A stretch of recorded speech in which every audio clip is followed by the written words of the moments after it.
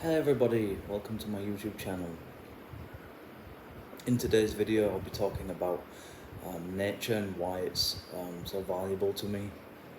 It's been a trusted, very important part of my life for the last at least 20 years, if not longer. In the background you might hear a little bit of ambient music, just to kind of set the mood, I guess, for this video. It's kind of important sometimes for me to have something to kind of relax me and help me with the video. The piece of music that's playing is a rather long work by Robert Rich called Somnium, which is basically, I think it's like an 7 or 8 hour long ambient masterpiece, really. Go and check him out, Robert Rich. He's a really interesting composer. So yeah, this video is about nature. I've been interested in nature really since my time at primary school, and I think my love of nature grew out of the fact that my primary school was situated right next to essentially the countryside, really,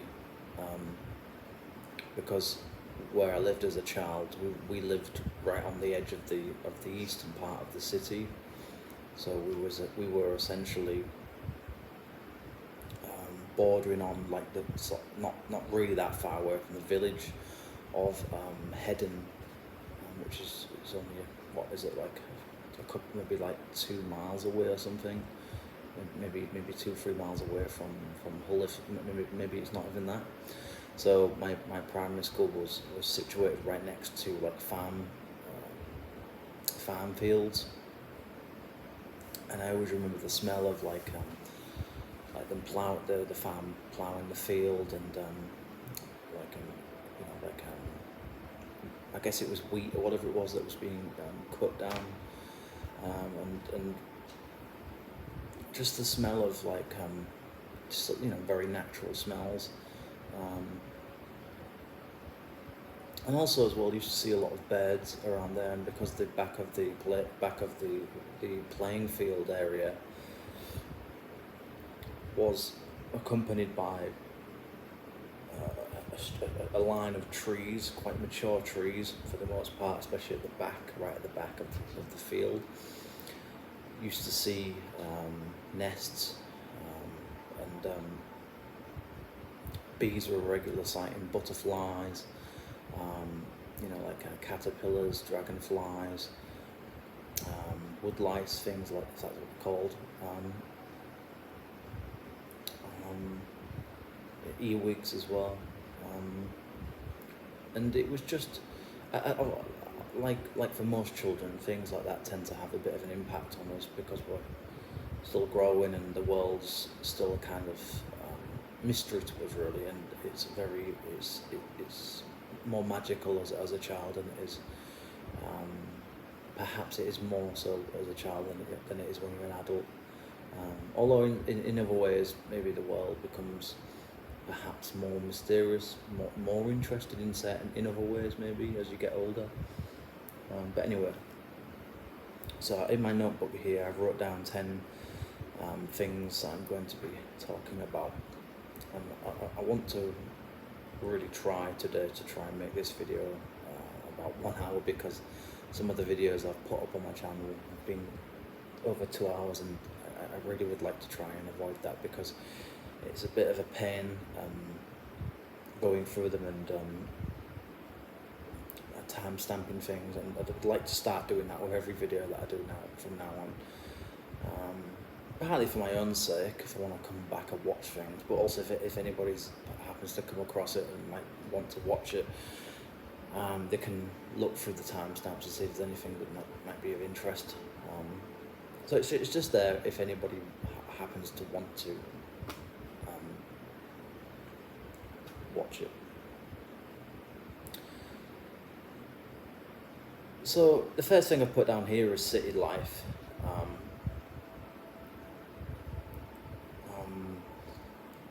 I grew up in Kingston upon Hull, or Hull as it's now known, which is a port city. Like as I've said already, my part of where I lived as a child and as a teenager, it was right next to, we're right there next to the, farmlands basically. But also we weren't that far away from the coast as well. Given that my city is a port city, the River Humber is quite well known because of the Humber Bridge. A pretty vast river, dangerous river, which leads into eventually into the North Sea. And so my city's not that far away from the coast, whether it's sort of lesser known, less affluent, let's be fair about it, places like Withensea and the Hornsea, for example, or sort of a little bit more popular areas, or what used to be more popular places like Bridlington and Scarborough, and sort of like camping places like Farley, and also Flamborough was quite a popular place back in the 90s. I don't know if it still is today, but it was back then. And I think really ultimately those places had an impact on me as a child. I remember seeing the cliffs and going to Flamborough and seeing the cliffs there, and also in Bridlington, and as a child it was fascinating really going to places like Bridlington and Scarborough, going down there on the train with my grandfather, and spending my summer holidays down there, usually with my older brother Kevin. And they were great years, and I don't think I really ever truly appreciated them. But people don't. I don't think you tend to do that as a child. You tend to take things for granted, and I think it's only when you get a little bit older then you start to kind of reminisce, and you look back at things and you think, actually, it was pretty good, really. I had a good time. I was lucky, really. Me and my brother Kevin, we were lucky that my mother's father, so my grandfather, took us away as much as he did, because he wasn't a young man at that point. I mean, he was probably in his 60s, 70s, early 70s. But he took it upon himself to, because he knew that we didn't really go anywhere. We never really did anything, and I think my mother probably asked him to take us away, or maybe it was my granddad's idea. I honestly don't know.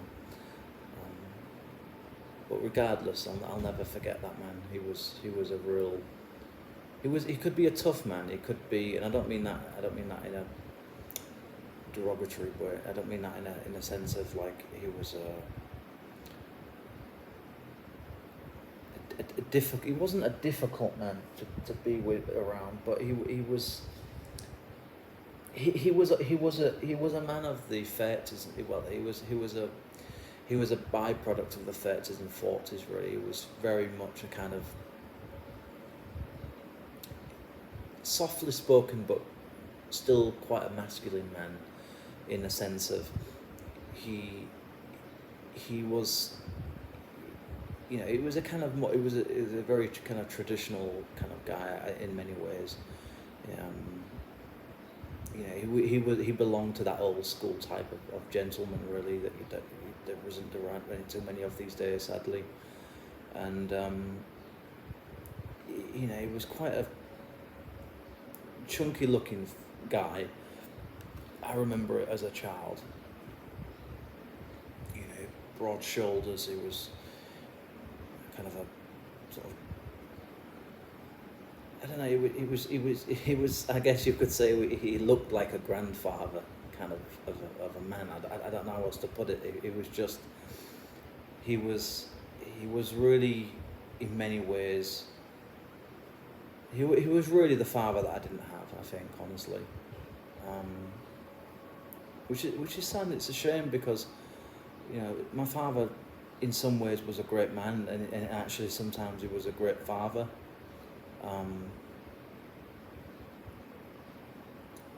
But, we never really ever really had any holidays with my parents, apart from the odd. I honestly can't remember that many. I can't remember really ever having that many holidays with my parents as a child. It was only really because of my grandfather that we ever really went away anywhere.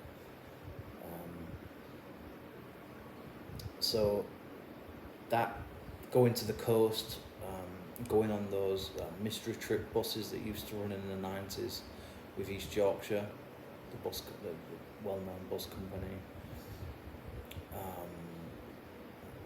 The excursions.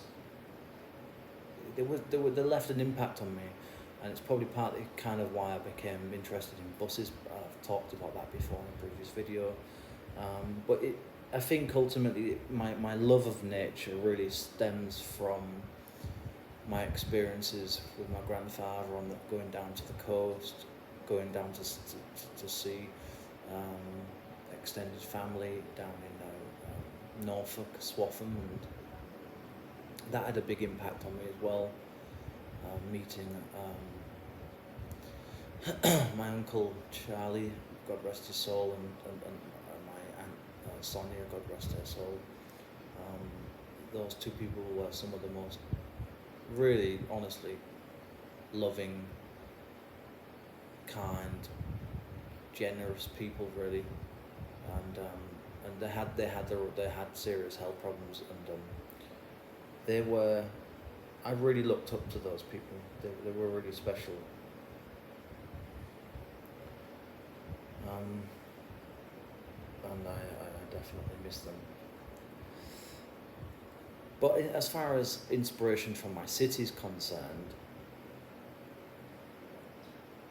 I would say that, as silly as it sounds, and as kind of uninspiring as it might sound, even things just like silly things like hearing the pigeons in the morning, seeing the seagulls and things, and it's just I guess, just like the smell of like certain like flowers, and like smelling the grass in the spring, being cut for the first time.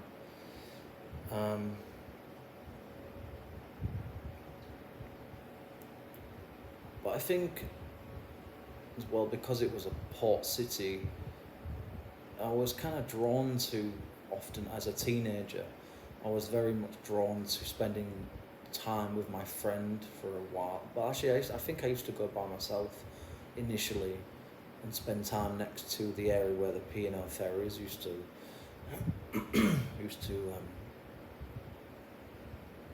dock there. And then later on, my friend David, we used to go together and do that. But initially, it was something that I used to do a lot of in 04, I think, 04, 05, 06 time. And I just used to love it. I could just sit there. And this was the time before, this was before I had a phone. It was just something I used to just ride down there on my bike, and I could spend an hour or two easily down there, just sitting down there and just relaxing, just watching the river,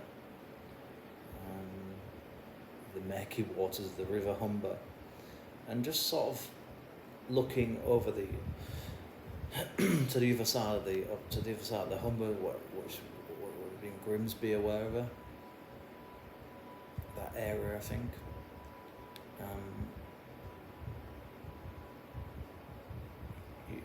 it was to me as a teenager, that was something that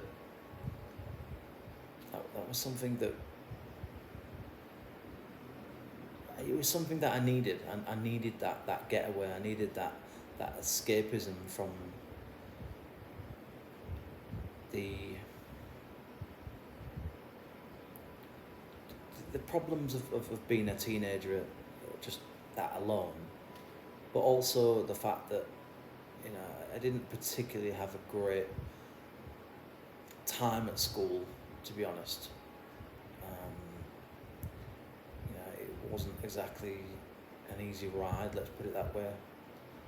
But so for me, like getting out and being in the fresh air and being being down there by the river, not far away from the coast really, only a few miles away from the sea. You know, the fresh air that you got there, as fresh as you could get in a city anywhere, was just something. It was, to me, it was that was freedom to me, as silly as it might sound. And I think I've always kind of connected those two together. To me, nature is freedom in a way, but it's all relevant because, you know, living in a city, it's a very, you know, living in the countryside is a very different thing to living in the city. And I'm certainly not somebody that would like to go and live in the countryside permanently. I don't think I could do it. I'm too much of a city boy, I think.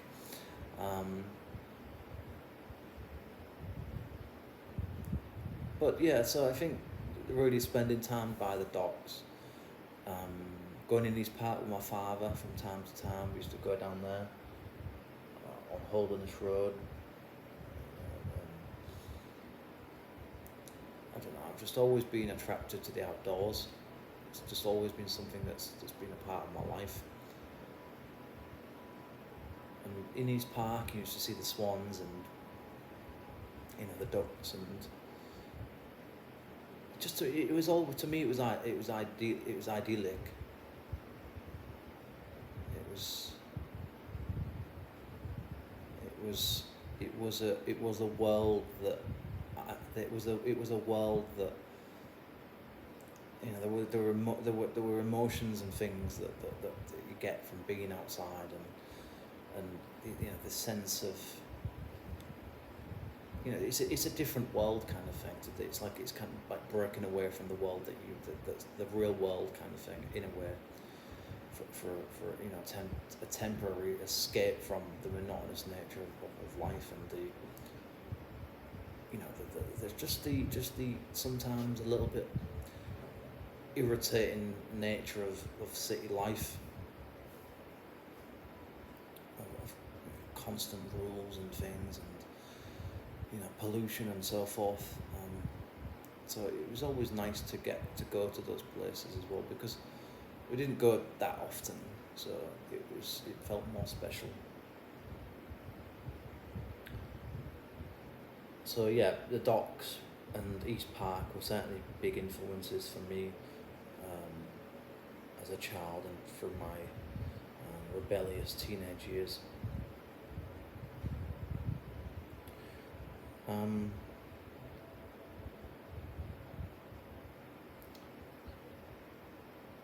I think that the next thing that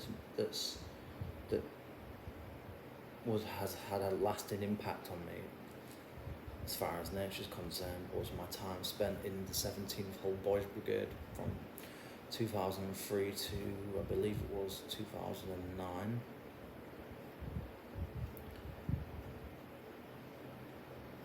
I think really it was probably the Boys Brigade that allowed me to, you know, have a life that I wouldn't have had. I wouldn't have ever have been probably to some of the places that I went to if I hadn't have been in the Boys Brigade, because you know, my parents didn't really have any money, and they obviously didn't have a car, so, you know, we were, as a child, as a '90s kid in Hull in the '90s, it's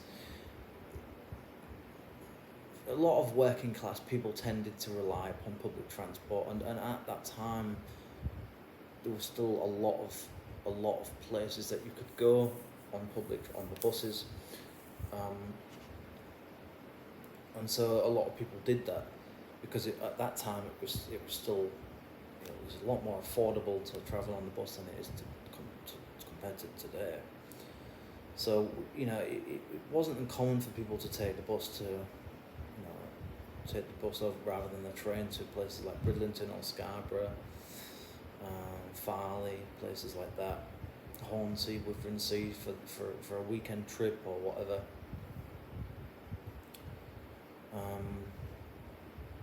Or to go on these, like I said, these mystery trips.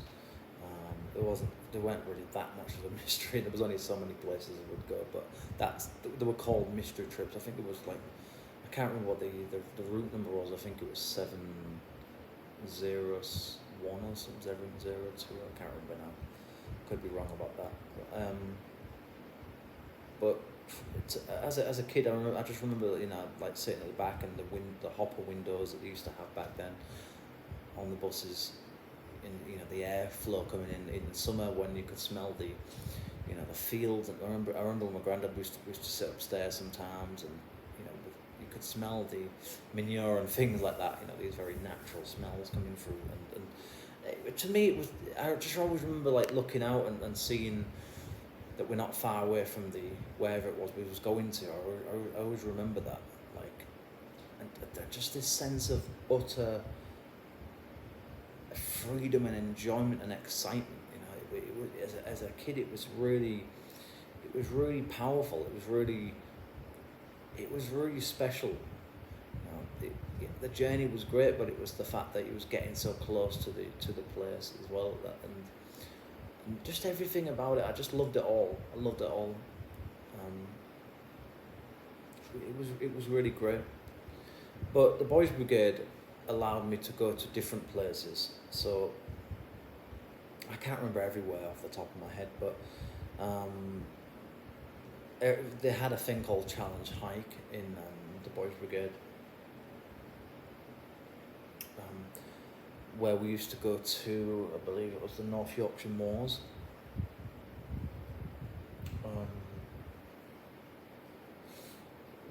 And I don't know if it was a week, or it might have been a week. I can't quite remember now, but I think it was a week. If not, I think it was a week, yeah. And yeah, we went to North Yorkshire Moors. I remember us going to the Yorkshire Dales, the Peak District. And just sometimes we went all over the place. Don't forget, I was there really since 2004 to. Well, I was certainly went to many places between 2004 and 2008. Because by the time 2009 rolled around, I was practically non-existent really. My time in the Boys Brigade was coming to an end. I was a man by that point, and it was time to leave. It was time to move on and let somebody fill my place, kind of thing, you know. And I think as well, the Boys Brigade was changing as well, because other people that I knew had left by that point. So I think I just reached a stage where naturally I just felt like I'd kind of outgrown it really, and which was sad, because I genuinely loved being in the Boys Brigade. I loved the discipline of it, you know, the self-respect and the satisfaction that I got from it, and the you know the positive, you know, the reinforcement and the positivity of people like Derek Robinson and Martin Holmes and Philip Cookson, God bless his soul. And also we used to go to camp every was it every year? I know we went to one. I remember going to Devon in 2004.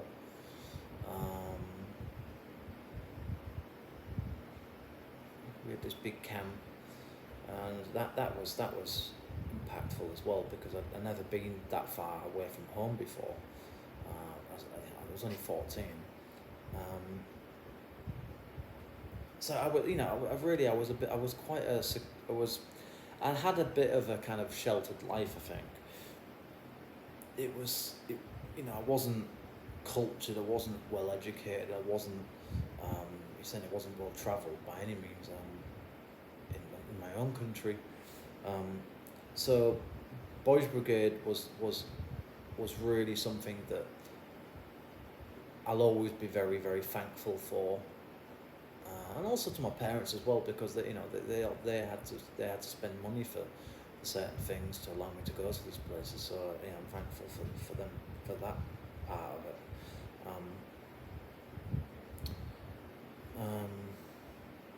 Battalion camp, I think that's what they call that big camp that we used to go to. I can't remember going to that many. I think I went to 2 of them, if I remember correctly.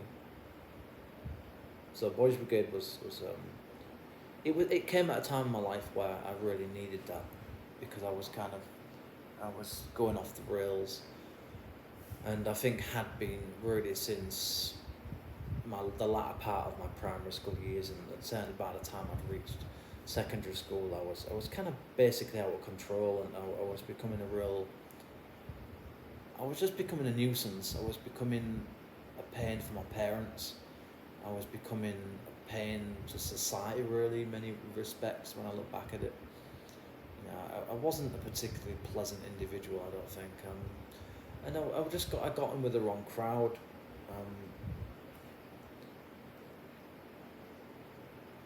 And I think David, my friend, I think he was trying, it'd be like I've said this in another video, but he had been trying to get me to become a member of the BB, as we called it, 17th Hall BB,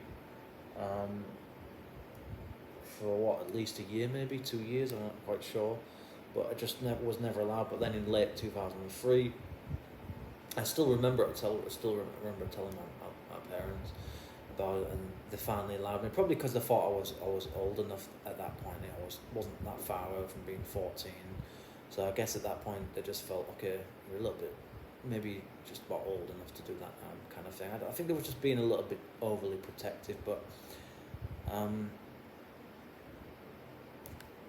thankfully they allowed me to do it, and I think it came. The Boys Brigade changed me, really. I think it made me into a better person. At least I like to think so.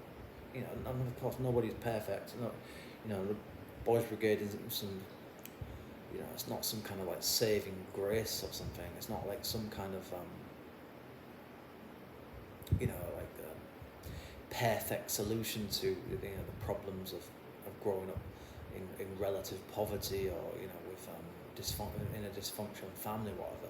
But it can be inspiring in some ways. It can be helpful to some people that have come from not particularly great starts in life, because that's what I came from. I didn't come from a great beginning, and I'm not trying to like come across as like this whole victim mentality thing, but the reality of the situation was that I came from a dysfunctional, toxic family. That is the truth of it, and it's hard for me to say. It's hard to accept that was what it was, but that's how it was. And I think Derek and Martin certainly saw that I was a bit of a troubled teen, and I did have a bad temper on me, and I was a teenager, and I came from a difficult start, and that brought with it a lot of problems, personality issues, anger, feeling very frustrated with myself a lot of the time, not feeling good enough compared to other people in the Boys Brigade, and feeling very insecure sometimes, and I'll always be eternally thankful to Derek, especially because Derek really pulled me through it. He really was a very, very motivating individual, and I don't think without him, I don't think I would have stayed in the Boys Brigade as long as I did. Because I think he saw that I was struggling. I think he knew that I had low self-confidence, and he really did try to push everybody. And I think, especially with me, I think he took a liking to me. I think maybe to some extent, maybe he saw parts of himself in me. Maybe, I'm not sure. As a kid, I don't know. But he was a very, very important man in my life during my teenage years, and he's a wonderful man, and I owe that man a lot, really, to be honest, because he was really an upbeat, positive man, and he had obviously had his struggles and things that in his private life that were going on, but he never really. He always tried to make the best of things. He always tried to be positive.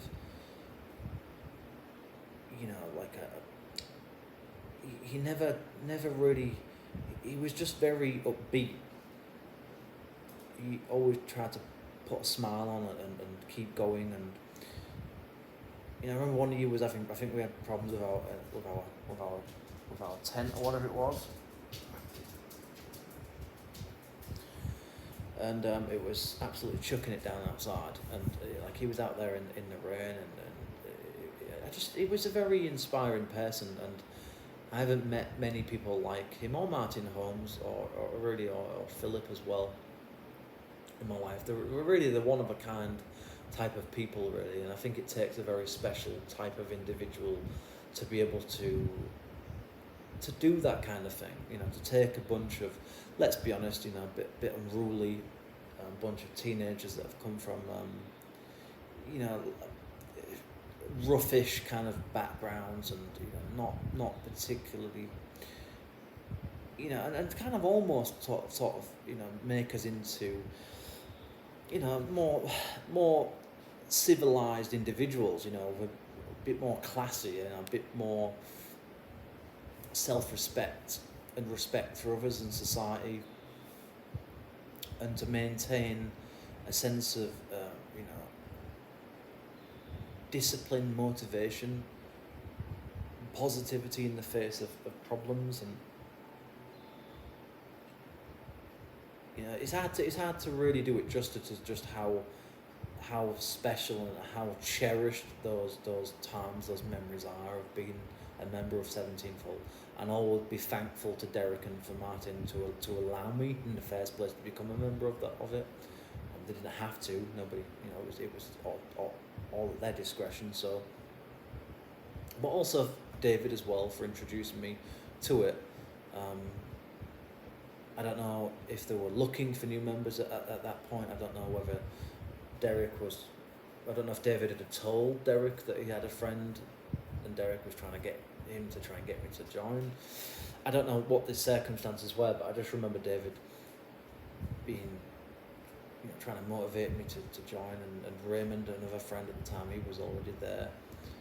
He was a member, and Mark, another guy, was there. So it was, and Ashley later on. So it was kind of almost like it was meant to be in a sense, because it just kind of worked out. Things just kind of fit, and and later my brother joined for a short period of time. I think that was in 2007, I think, or 08, might be in 08. So I kind of tried to pass down to my brother what passed down to me in a way. I tried to motivate him. I tried to be a source of motivation, and I don't like to say inspiration. That's a bit of a strong word, but I tried to be. I tried to be a good, at least some degree of hope, I guess, some degree of positivity for my younger brother, because he was going through a lot of crap at that time. And I don't know. I just felt like I had a duty as his brother to try, and because we shared a room, we were very close as brothers. Like me and my brother Christopher, we were much. I'm close to all my family, but because of the fact that we shared a room for so long, for so many years, we had a bit of a stronger bond, and because we also shared our similar interests in terms of like public transport, like buses, we just seemed to connect. We just seemed to get along more. Yes, we had our ups and downs, but anyway, that's how it was, and having those opportunities to spend time in and also in the Lake District, I went there as well. Just time in nature by myself with my own thoughts. That was very, very much needed at that time. It wasn't always easy, there were problems and things, but that was definitely really a landmark part of my life in many ways, a pivotal point in my life, because I think if I hadn't have been in the Boys Brigade and I hadn't have had those experiences, I would have probably turned out very differently, and I think so. It's these things matter. These places matter. Scouts, Boys Brigade.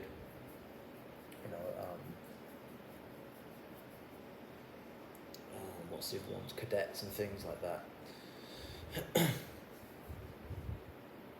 So I think really after that really the next thing in terms of what my experiences with nature would have been travelling to Australia and spending time there in Victoria and in mountain areas, and seeing the swifts and things like that, and that left a big impact on me, and seeing the kangaroos, wombats, wallabies and things. It was very, very. I think honestly, a lot of the time that I've spent in nature was, as I suppose, certainly by the time I'd been to Australia, but it kind of almost become like therapy, really. I'd been struggling. My life has been it's been a struggle, like most people's lives. It's been, I've had my ups and downs. I've had difficult periods, down periods. I've had rough patches like everybody else. And by the time I got to Australia, I was so ready for it. I was so up for it as well, at being only 23 at that point. I just soaked it all in, and I loved it. I really loved it, and going on the boat and things as well. And, as much as I don't like boats, like I love that sea spray. I love that fresh, that hard hitting air that you get. You can't beat that. There's nothing like it. That really wakes you up. It really makes you feel alive and fresh, and that's one of the thing. That's probably the thing I love the most about nature, is it makes you feel alive. It makes you feel like continuing with life, not giving up. Because it's so easy to give up. It's so easy to just give in and say, I can't take anymore. I just can't take any more of this.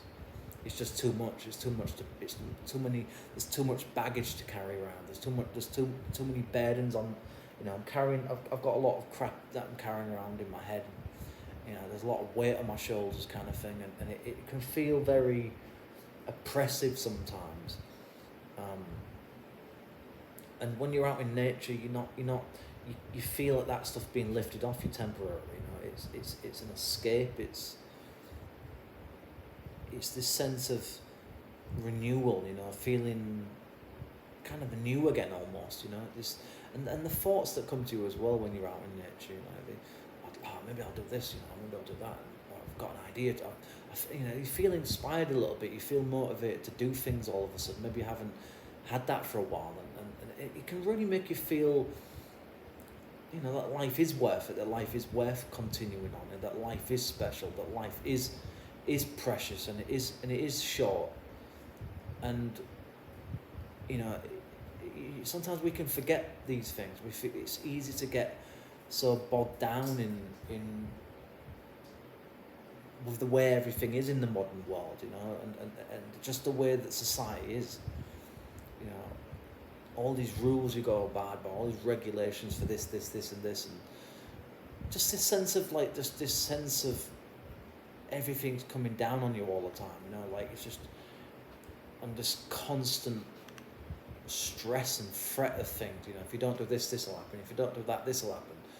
This constant feeling of being trapped, I guess you could say. And that's the thing I don't like about the modern world in many ways, is that you feel, of course we're so lucky in many respects, but it's still, it just feels sometimes that there's still too much dominance over everybody. There's too much control over everything.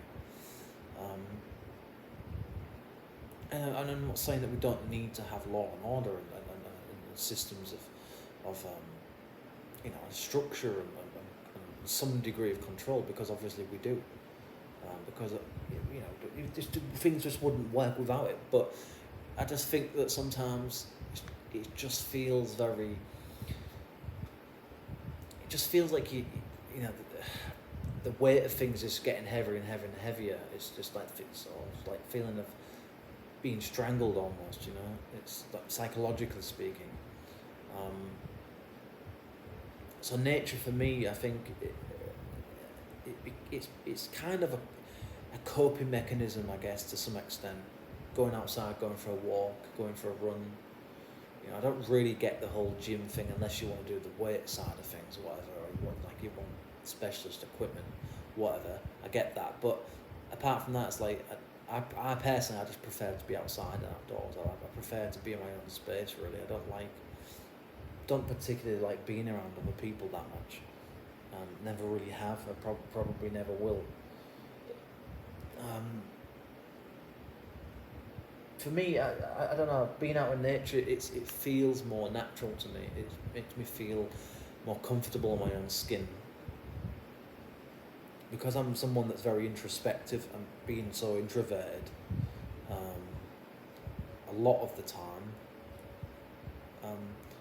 to me, I just click with nature. I click out. It makes more sense to me. It's more. It's a more enjoyable. I think, if there was somewhere that you could somehow combine, the benefits of city life with living in a countryside, that were more affordable. I think you'd find that a lot of people would live out there in nature. But of course, it's not that simple. It's very, very expensive to buy places that in a nice part of next to the ocean, or it's a mountainous region, or whatever.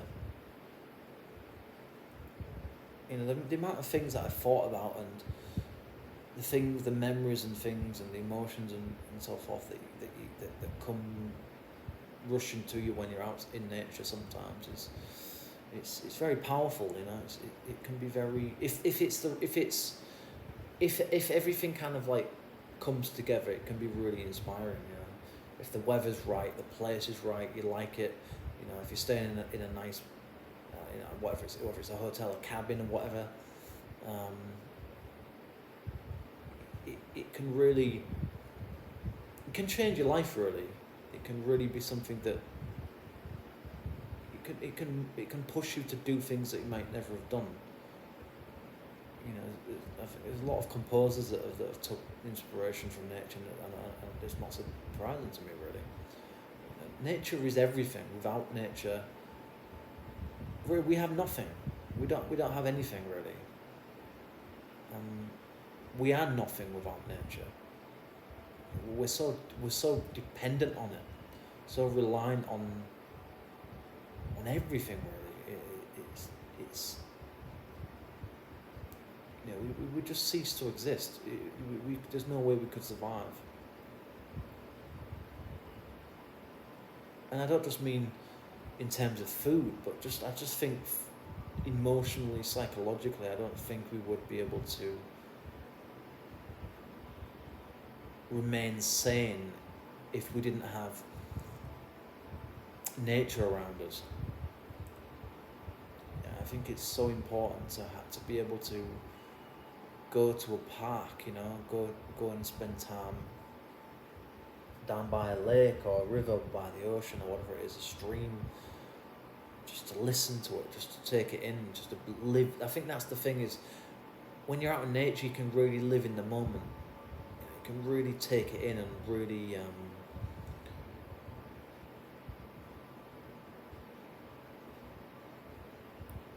and that's the thing that we don't do. We're so busy chasing after, the next trend, the next gadget, the next, popular thing or person or whatever it is, a place or whatever. So busy making money or trying to make money. And all of those things matter to some extent, but I think we don't enjoy life because we don't live in the moment. We're so busy looking towards something. We're always busy trying to work towards something. Whether that's finding a new partner or having, whether it's trying to have children, whether it's finding a job, whether it's trying to buy a house, looking forward to your next holiday, finding a new job, whatever it might be, or doing some art project, music, whatever it might be, that we're so focused on trying to create things and do things that we don't appreciate what it is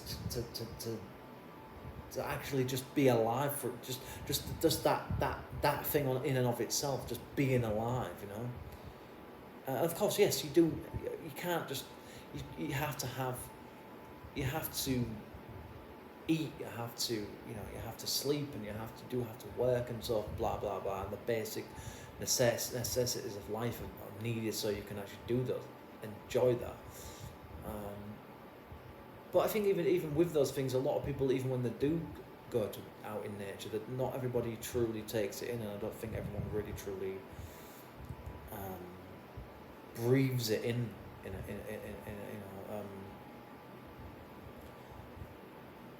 they don't take it in fully. They don't,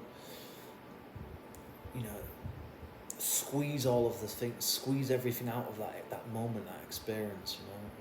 That's what life is. That's what living is. I think that's what it's truly about.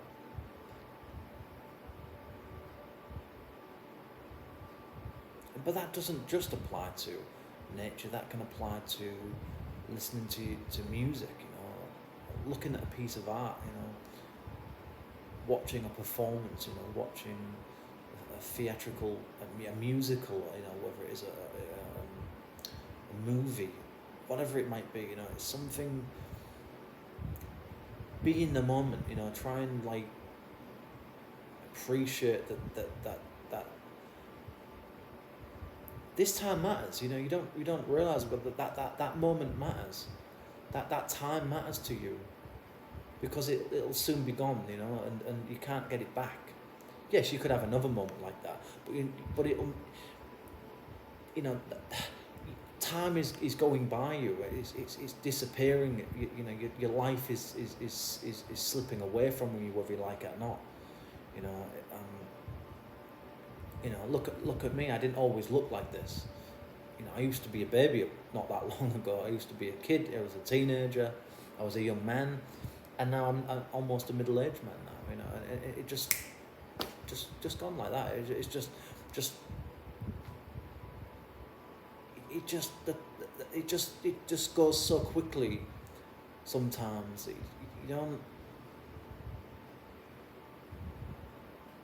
don't appreciate it. You don't appreciate life, I don't think, until you reach, I'd say, your late 20s, early 30s, in my opinion. I don't think you truly understand just how very fragile and precious and vulnerable life is. people I knew from school that aren't here anymore. There's people that I talk to, like I'm talking to you now. They just don't. They're not here anymore. They died. They just don't exist anymore. And that's sometimes. It's like if I could go back in time and live things over again, I would appreciate things so much more than I do today. Than I did back then. I'd live my life all over again, and I'd make sure that I appreciate every second of it, because once it's gone, it's gone. That's it. Once your time's up, that's it. And I think when you're out in nature, you realise that. You realise that that you're living on borrowed time. You see, broken branches. You'll see, dead leaves or the odd dead animal, whatever. Or something's been bitten or something. Or it's like you see, even in the city, you see, you might see, a cat, chasing after a mouse, or a fox rummaging through rubbish or whatever it is, or a dead frog, or a dead fly or bee, wasp, whatever, and you realise, that thing was just alive not that long ago. That thing is. It's so desperate to live. It's so desperate to stay alive. And I think that's why why we're not so happy anymore in today's world. We're too distracted by so many things. We don't appreciate life, I don't think, anymore. We're too obsessed with. I just think we're too obsessed with ourselves now. We're too obsessed with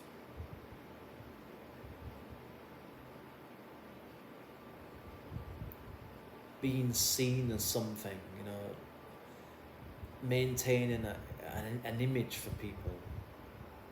For me, I've played into that as well, to some extent, over the years.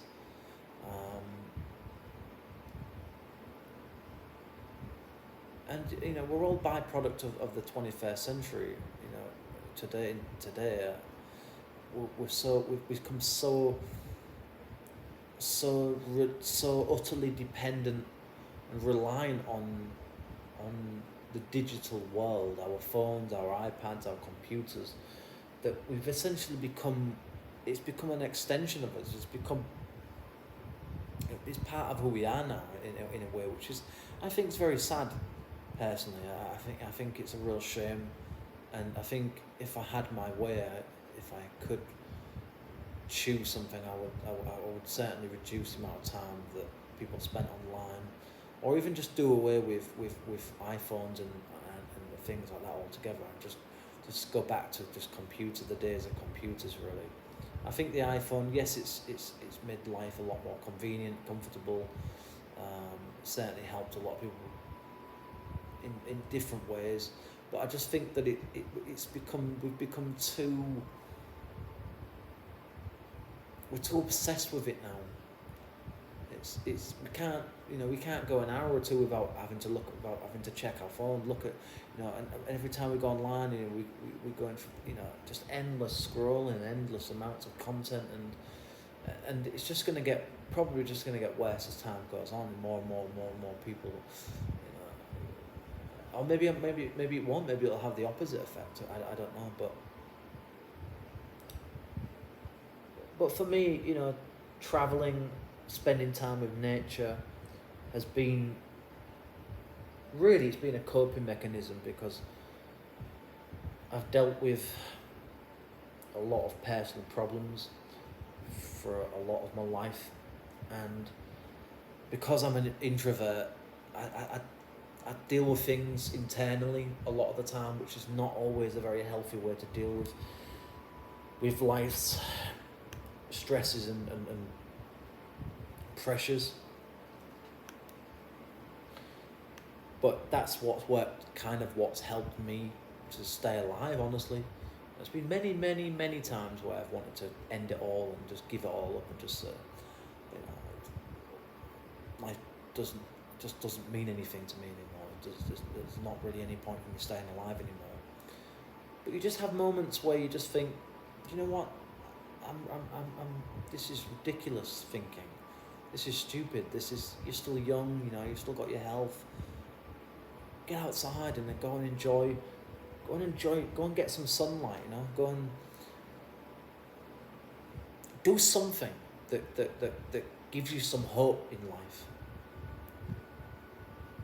Find something that gives you something to cling on to, because life will only get more difficult the older that you get. And as you get into your 30s, you're going to start losing probably some friends in one way or another, probably your parents by the time you're in your 40s or 50s.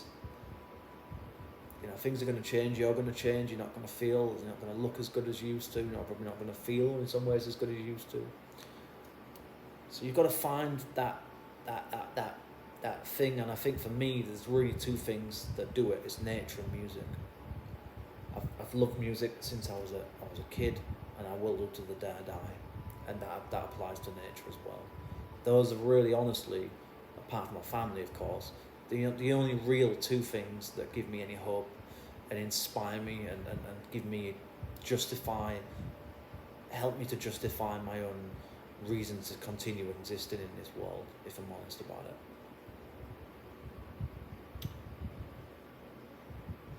And it doesn't, so the next thing I put down here, I'm nearly finished with this video now.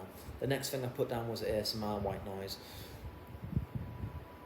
I came across ASMR probably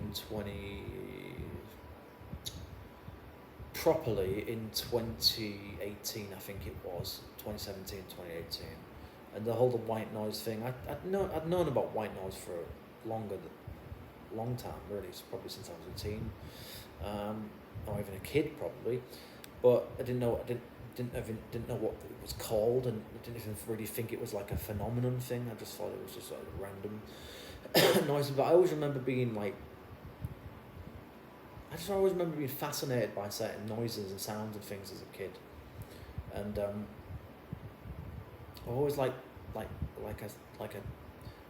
really always liked the sound of like trees, like a lot of trees rustling. I remember going down the path, like the local park area where I lived as a kid, as a teenager, and that area had like a lot of quite tall, fairly tall trees. It must have been probably at least 50, 60, 70 foot, but maybe even higher than that.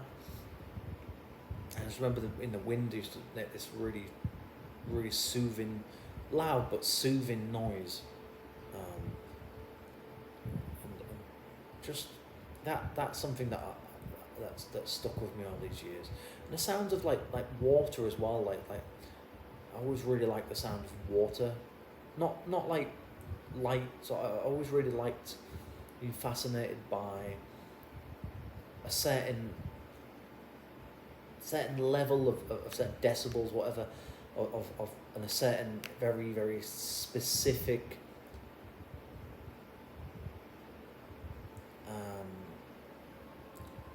depth of water sounds. I don't know how else to put it, but I've just always been fascinated by like the sounds of like sort of like heavy water, streams on rivers or whatever. Not particularly that interested in the sounds of like waves, ocean waves and things, but I could probably fall asleep to it. But rivers and streams, I've always really liked that. Waterfalls, again, something very, very relaxing about that for me personally. I don't know where that stems from. I don't know if that's something to do with, as silly as it might sound, something to do with being in the womb maybe.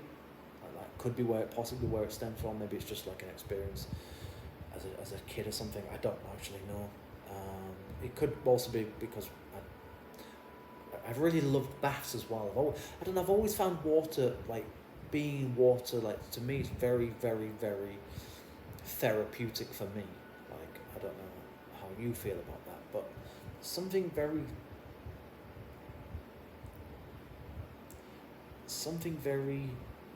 almost spiritual about water in a way, and it is, of course, it's the source of life.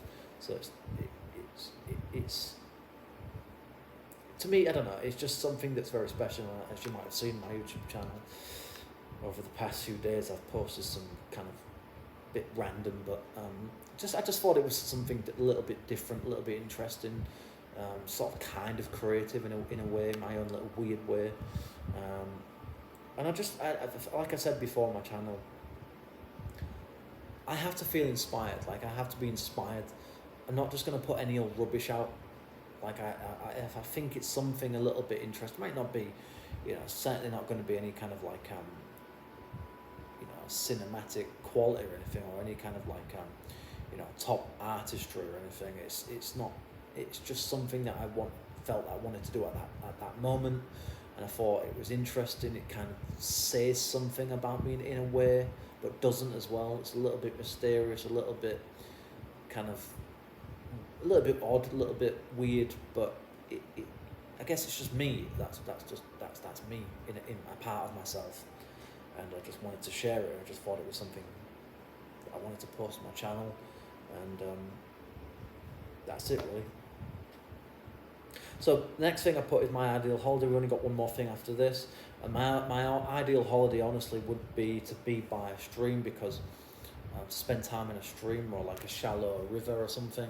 And that stems back to my time when I was 10, when I went to Norfolk with my grandfather to see my Uncle Charlie, my Aunt Sonia, who I've mentioned in the video already. And I spent time with Alana and her brother Aaron, and I just, for some reason, that was really, I just found it to be quite a magical thing. And I've talked about this, I think I've talked about it before on my channel. We didn't spend that long in the stream. I think it was only there about an hour or something maybe, but that's something that stuck with me a lot. It's weird, the things that stay with you all of these years, and it was the fact that we held hands, and it was almost kind of romantic, a kind of like childhood romantic kind of thing in a way. It was a bit silly, I guess, but I don't know. I've always thought about that woman. I'll never forget her. I'll never forget her brother. I'll never forget her family, and I'll always be thankful to her parents for taking me down there. And I wish things could have worked out. I wish things, in a sense that I really wish that I would have liked to have there's been a lot of, I'll be completely open here, but there has been a lot of, I've had a lot of female interest of my own, that is, in my life, and I've mentioned people like Stacey, I think before, Rebecca, Laura, Stephanie when I was a kid, I'm a teenager, and Alana was somebody that I only met her once in person, but she was, I don't know, I've always thought about her, I've always tried to remember her, and it was special, it was really special. Yeah, and I miss those times a lot. I miss my granddad still being alive, and I miss that summer, going down to the farm. But most of all, I really miss being in that stream, and it meant a lot to me. It really was something that, I don't know, maybe it's just because of my personality, or whatever, I don't know, but that was special, man. That was really special to me. I don't know how it was for what it was like for Aaron or Alana, at the time, but it was probably not much because it's probably a common thing for them. But I think because I hadn't had that experience before, it was quite impactful, and I'm a sensitive individual anyway. I've always been quite, I do have periods of melancholy, and I'm very reflective, tend to reminisce quite a bit. But there's just certain things that have happened in my life that have been a lot more meaningful to me as I've gotten older than I thought that they would have become. I didn't think they would become so important to me in many ways, and that was one of them. So my ideal holiday would be either going to like some sort of moderate, somewhere that has a moderate climate, where you can go to the mountains, spend time in like a shallow river or a stream or something, like where it's warmish as well. Like it's enjoyable to be in the water. I'd just be surrounded by like trees. I think that would for me be like my ideal place to not only have a holiday, but honestly, like if I guess it's a bit depressing, but if I had to choose somewhere that I'd like to die, that would be it. I think, there's only really I think two places where I want to die, and that's in my own bed, on my own terms, in my own time when I'm ready to go, or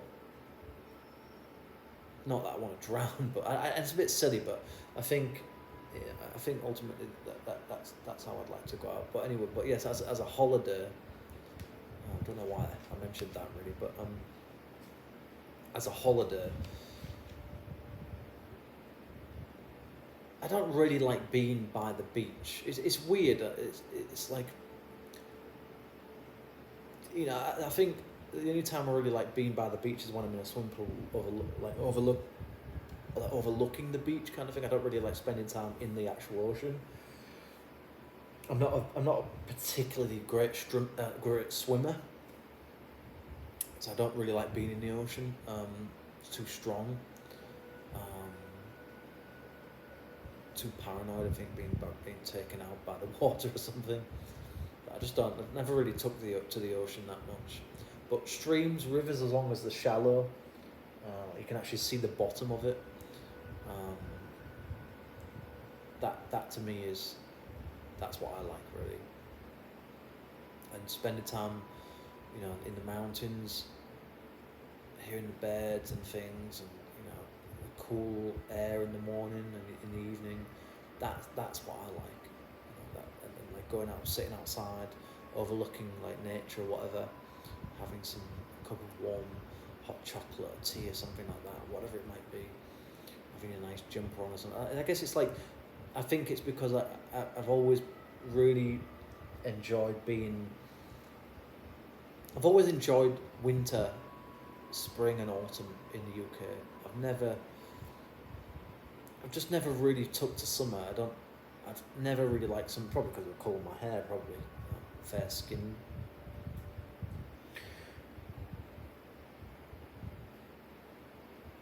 So, I don't know,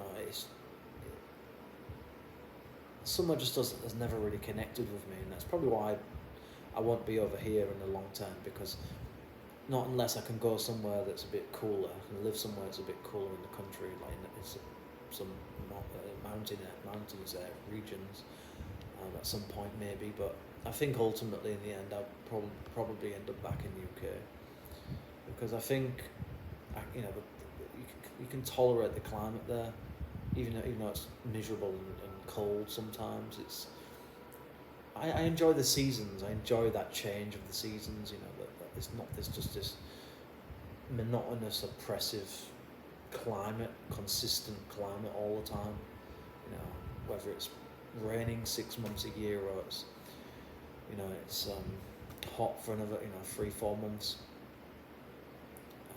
it's just not. I mean, it's hot all year really. It's humid for a good few months of the year, and you get about a 2 month period over here where it's sort of a bit more tolerable weather-wise, temperature-wise, but it's not really honestly somewhere I want to be for the rest of my life. And it's sad because that you know because of what that means. I mean I don't know, I don't know, but anyway, this is not the video to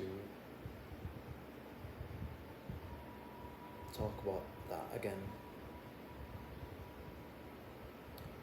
I think if I could live anywhere, I'd like to live in like Northern America or Canada, or probably like Eastern Europe or somewhere like that. If I could choose anywhere to live, I don't think I would want to live in Australia, or I certainly don't want to live over here for the rest of my life. I know that, or any part of Asia really, Southeast Asia at least.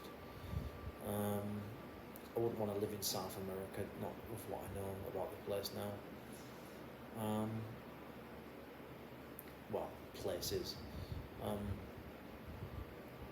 So really, you know, I'd need to be, personally, I think I'd be more suited to living in, you know, the Northern Hemisphere, because that's where I grew up.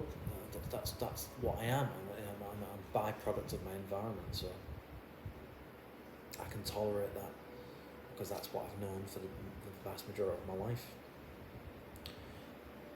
Okay, so the last thing I've got on my list here, you'll be glad to know because it's over 1 hour now, this video, which wasn't meant to be, but okay, was inspiration, traveling, ideas,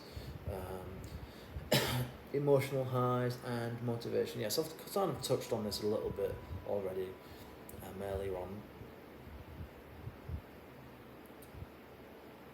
I think for anybody that's feeling stuck in life, was going through a rough patch, whether it's at work, at home, just personally, you know, maybe just feeling stuck in life, maybe you're feeling trapped, maybe you're feeling bogged down with the pressures of having a family, or the pressures of work, you know, the pressures of debt, whatever it might be, you know, it could be, there's all sorts of things that can weigh you down. You know, try and get out in nature as much as you can. You know, whether that, even if it's just going to your local park, or just somewhere that's, you know, got a bit of grass and some trees, or whatever it is, you know, just somewhere that you can actually spend some time in, and go at a time where there's not many people as well. I think that's important. You know, go be by yourself, allow you to be alone with your own thoughts. That's necessary, I think. Or go with somebody, you know, go with somebody and talk about things. Talk about what you're going through. I think this is the problem in the world that we live in now, because there's so many. We live in a world where there's so many options and things online where we can go and talk to people and reach out, that it's almost all kind of become meaningless now, and it feels like we live in a meaningless society, or a meaningless world now. This disposable culture of ours, you know, it's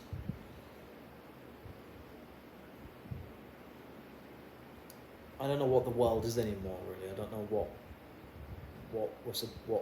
period we're supposed to be in now, and I don't know I don't even know what anything's really about anymore. Honestly, but when I go out in nature, a lot of the time, not all the time, but most of the time, you know, I feel there's something, you feel something. There's something that grabs a hold of you, and it's like, and it makes you want to do things, you know. I don't know about other people, but living in a city sometimes, it can feel, you just kind of, you don't feel very inspired to do anything. You don't really, and especially when you live in a place that's so swelteringly hot like Bangkok, you don't want to go out. You don't want to do anything, even in the evenings. Really, it's like it's because of the humidity. You just don't feel motivated. You don't feel. And I think that's one of the things I like about living in a colder climate is you feel a bit more. You feel more motivated to do things because you want to keep warm. So.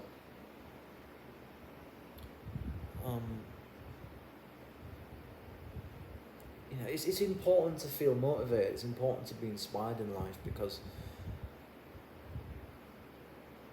you need to have something to do in this world. You need to have some kind of a purpose to your some reason to just get up in the morning. Really, honestly, just because otherwise, what's the point of it? What's the point of continuing existing if you're just unhappy all the time, you're miserable all the time? That's no way to live. You're going to cut years off your life living like that.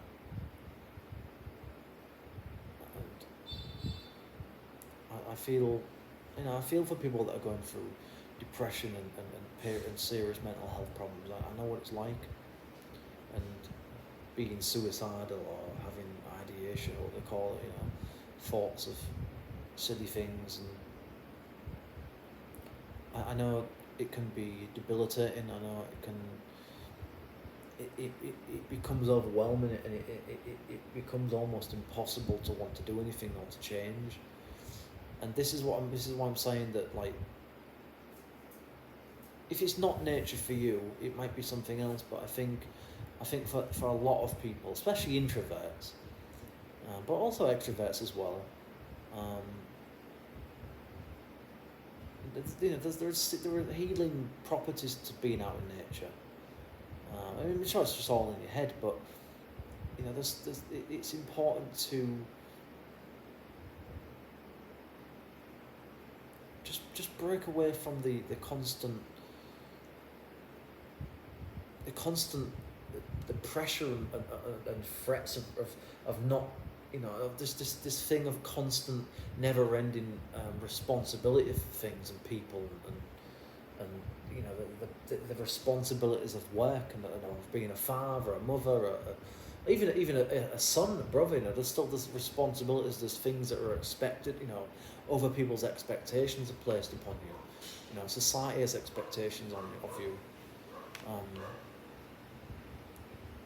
And that over time, that starts to wear down on you. When you feel like you're not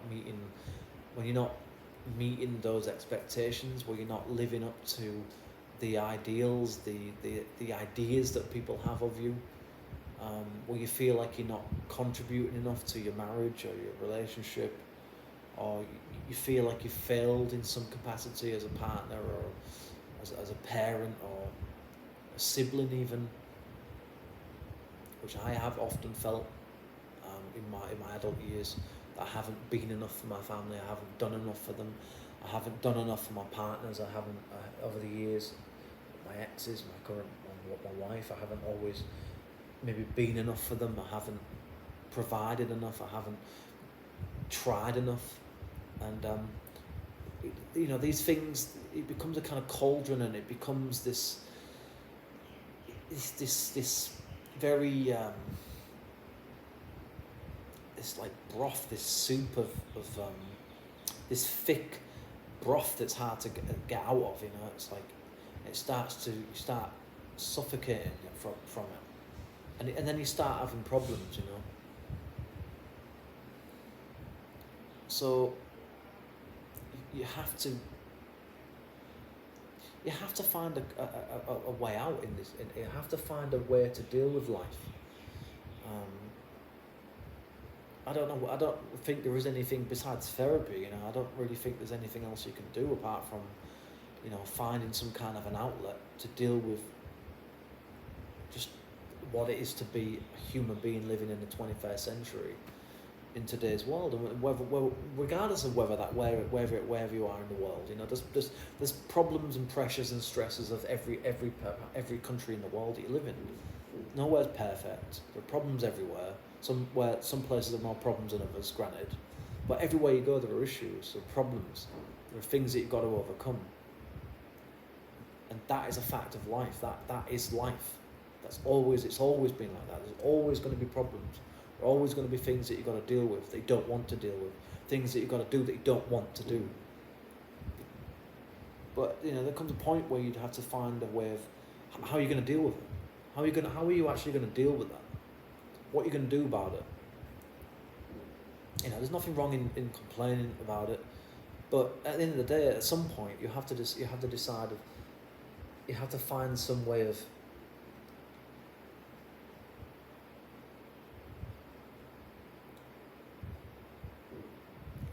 how are you going to continue living on when you feel that the world around you is crashing down, and you don't feel that you want to go living on anymore as you are. And I think that we all have to find something to we all have to have that light at the end of the tunnel thing. We all have to have that. There has to be something for us to look at, for us to give us hope. Because sometimes there isn't a lot of hope, or we don't think there is. And I think having nature on your doorstep a lot of the time can be, and that's partly why cities have got parks and things like that, is to help, partly to help you with, to get out there and exercise, but also it's good for nature, it just in and of itself, birds and things attracted to it. But it's good for the mind, it's good for, I think, a sense of equilibrium. It's good for, it has, it might only be temporarily, but it has this kind of, I feel okay now, I feel better kind of thing. This and sometimes that's all it takes. Sometimes that's all you need in life. At times, you just need that. I need to get away from that. I can't. I need to get away. I need to get away because I can't cope. I'm not coping. I'm not dealing with life in healthy ways. I need to get away from it for a little bit. And sometimes, it might not be able to do much about it in the moment, but maybe over time that pattern of being out in nature and stuff, maybe that can be a sort of one thing that can help you. Find other things that help you as well. But don't underestimate how much nature plays a role in our lives, because it's a lot more present than I think a lot of people realise. And we don't respect it and appreciate it enough, and I think that's a real shame. So that's it. That's everything that I wanted to talk about in this video. I hope you've enjoyed the things I've talked about, and I hope maybe you can relate to some of those things. I'm sure you probably can. And I will see you on another video real soon. So thank you very much for watching, and I'll see you again soon. Thank you. Bye-bye.